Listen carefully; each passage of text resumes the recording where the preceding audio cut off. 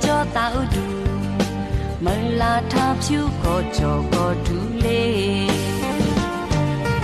mình nghe lý chuyện nhà nhà ya vội co nhà ơn cả nó thì ra tê mà nhưng mà tha cho người tha xa đi cứ cha yêu mừng eo phi nè nó ô la na ngà hàng người lù mà thà nuôi xa là hạt chế yo cả ơn nó thì ra mi mà chế cả cho nu nuôi tha xa cả lệ chế đa yo ô đô nó Messi ngã cả ơn nó gà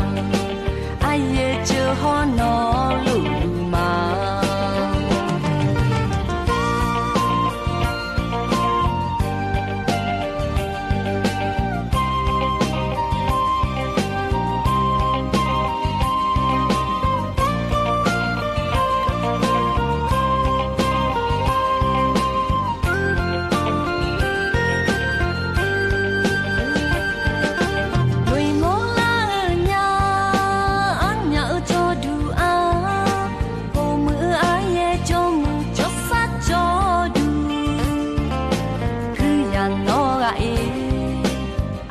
để cho tao đủ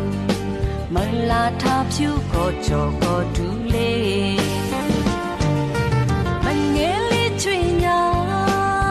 nhà ya vội co nhà ơn cả nó thì ra tê mà nhưng mà tha cho người tha xa đi cứ cha yêu mừng eo phi nè nó ô la na ngà hàng người lù mà thà nuôi xa là hạt chế yo cả ơn nó thì ra mi mà chế cả cho